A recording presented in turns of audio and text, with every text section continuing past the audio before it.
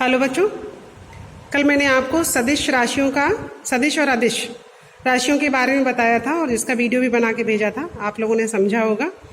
आज उन्हीं सदिशों के बारे में हम पढ़ेंगे कि कौन कौन से किस तरीके से सदिशों का वर्गीकरण किया जा सकता है। किसी भी सदिश राशि को प्रकट करने के लिए हम एक एरो का लेते हैं, हेल्प एरो। ये एरो का हेड है, इसको बोलते हैं हेड यानी सिर। इसको बोलते हैं टेल यानी कि पुच्छ। ठीक है ना। जैसे कोई ए सदिश राशि है तो उसको हम ऐसे उसके ऊपर एरो लगा करके प्रदर्शित करते हैं ए वेक्टर। जैसे बल एक सदिश राशि है तो बल लिखा और उसके ऊपर एरो लगा दिया। इस एरो से पता चल गया कि ये एक सदिश राशि है। ठीक है ना। जैसे कि बल आघूर्ण एक सदिश राशि है, उसको टाउ से प्रदर्शित करते हैं। अगर ये सदिश है तो इसके ऊपर एरो लगाना होगा। सदिश राशियां क्या होती हैं? सदिश राशियां वे होती हैं जिनको प्रदर्शित करने के लिए, निरूपित करने के लिए परिमाण एवं दिशा दोनों की आवश्यकता होती है। विस्थापन एक सदिश राशि है। ठीक है ना। वेग, त्वरण, ये सभी क्या है? संवेग, ये सभी जो है आपकी सदिश राशियां। तो सदिश राशियों को प्रदर्शित करने के लिए हम राशि के ऊपर एक तीर का चिन्ह लगा देते हैं। अब देखिए इनके हम किस किस तरीके के सदिश होते हैं। इनको हम इस तरीके से आपको मैंने नोट्स बना के भेजे थे, आपने लिख लिए होंगे। यदि नहीं लिखे हैं तो ये सप्ताह है आपके पास, कंप्लीट कर लीजिए क्योंकि मंडे से नेक्स्ट चैप्टर स्टार्ट हो जाएगा। अब है समान सदिश। ठीक है ना, जिसका नाम ही है समान यानी इक्वल वेक्टर्स। कोई दो सदिश हैं ए और बी, उनको हमने ए वेक्टर और बी वेक्टर से प्रदर्शित किया, जिनका परिमाण एवं दिशा दोनों एक ही है। तो ऐसे सदिशों को हम समान सदिश कहते हैं। और इस तरीके से हम इक्वल का sign A vector is equal to B vector लगा के प्रदर्शित कर सकते हैं। नेक्स्ट है आपका विपरीत सदिश या फिर ऋणात्मक सदिश, यानी ऐसे वेक्टर जिनके परिमाण तो समान हो परंतु दिशा क्या हो? भिन्न भिन्न हो। देखिए सी वेक्टर एक ऊपर की ओर जा रहा है, डी वेक्टर नीचे की ओर आ रहा है। ठीक है ना। तो ऐसे सदिशों को हम विपरीत सदिश कहते हैं या फिर ऋणात्मक सदिश। और इसमें जो है C vector is equal to होता है माइनस का डी वेक्टर, क्योंकि एक की दिशा दूसरे से भिन्न है। यही चीज हम पलट के भी लिख सकते हैं, D vector is equal to minus का सी वेक्टर। इस तरीके से लिखा जा सकता है। ठीक है ना। अब देखिए नेक्स्ट है आपका एकांक अथवा मात्रक सदिश। बच्चों ये इंपॉर्टेंट है। किसी भी सदिश का एकांक सदिश, वह सदिश जिसका परिमाण क्या होता है? एकांक होता है, यानी कि परिमाण या फिर जिसका परिमाण इकाई यानी ओनली वन हो। तो ऐसे सदिश को एकांक सदिश या फिर इकाई सदिश या फिर मात्रक सदिश कहा जाता है। इसमें जिस वेक्टर का एकांक सदिश होगा उसे ए के ऊपर कैप लगाकर प्रदर्शित करते हैं। मतलब जैसे कोई ए वेक्टर है आपका, क्या है? आपका ए वेक्टर है, इसका एकांक सदिश क्या हो जाएगा? ए के ऊपर हमने लगा दी कैप। इसको क्या पढ़ते हैं?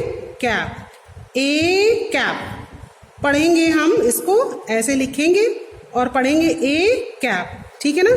तो यानी ये ए वेक्टर का हो गया एकांक सदिश, यानी जिसका परिमाण क्या हो? एक हो, ओनली वन, इस तरीके से। ठीक है। अब नेक्स्ट है, नेक्स्ट नहीं पहले इसी को देख लीजिए। एक फॉर्मूला भी होता है, ए वेक्टर की दिशा में एकांक सदिश का मान क्या होता है? A cap is equal to A vector upon mod A. Mod, किसी भी सदिश का परिमाण हम मॉड से दिखा सकते हैं। मॉड को हम ऐसे करके लिखते हैं, मॉड। कहीं कहीं किसी बुक में लगा होता है, किसी बुक में नहीं लगा होता। दो डंडों के बीच में उसका ये, उसको कहते हैं सदिश ए वेक्टर का परिमाण। यानी कि अगर हमें ए वेक्टर का सदिश वेक्टर निकालना है, सॉरी ए वेक्टर का हमें एकांक वेक्टर निकालना है, एकांक सदिश निकालना है, तो लिखते हैं A cap is equal to A vector upon mod A. ये जो भी होगा उसको हम यहाँ रख देंगे और उसका हम परिमाण निकाल लेंगे। परिमाण निकालना हम आपको अभी बताएंगे, ठीक है ना। तो ये हो जाएगा हमारा एकांक सदिश। ठीक, अब हम नेक्स्ट लंबकोणीय एकांक सदिश। बच्चों, लंबकोणीय एकांक सदिश समझने के लिए लंबकोणीय अक्ष, जैसे कोई भी कमरे का कॉर्नर देखिए। जब आप कमरे का कॉर्नर देखते हो, इसके लिए मैंने थोड़ा सा डायग्राम भी बनाया है, आप लोग इधर देखिए। जैसे ये कमरे का कॉर्नर है, ठीक है ना।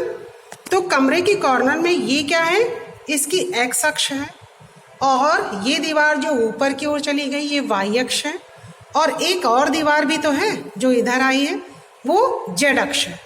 ठीक है, एक्स अक्ष, वाई अक्ष और जेड अक्ष, यानी कि इसको हम 3 डायमेंशनल बोलते हैं, त्रिविमीय।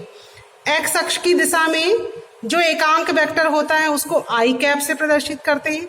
वाई अक्ष की दिशा में जो एकांक सदिश होता है उसको जे कैप से प्रदर्शित करते हैं, और जेड अक्ष की दिशा में जो एकांक सदिश होता है उसको के कैप से प्रदर्शित करते हैं। ये तो रूम का कॉर्नर ही है, तो इस तरीके से प्रदर्शित किया गया है। ऑन पेपर हम लोग जो है इस तरीके से प्रदर्शित करते हैं। देखिए, जैसे कि ये हो गया एक्स अक्ष, ये हो गया वाई अक्ष, ये हो गया जेड। ये आपका एक्स अक्ष है, ये हो गया वाई अक्ष, ये हो गया जेड अक्ष। ठीक, तो एक्स अक्ष की दिशा में जो एकांक सदिश है उसे आई कैप से प्रदर्शित करते हैं, और वाई अक्ष की दिशा में जो एकांक सदिश है उसको हम जे कैप से प्रदर्शित करते हैं, और जेड अक्ष की दिशा में जो एकांक सदिश है उसको हम के कैप से प्रदर्शित करते हैं। इन्हें हम लंबकोणीय एकांक सदिश कहते हैं। आई जे के लंबकोणीय एकांक सदिश एक्स अक्ष तथा वाई अक्ष तथा जेड अक्ष की दिशाओं में एकांक सदिशों को क्रमशः आई कैप, जे कैप, के कैप से प्रदर्शित करते हैं। इन्हें लंबकोणीय एकांक सदिश कहते हैं।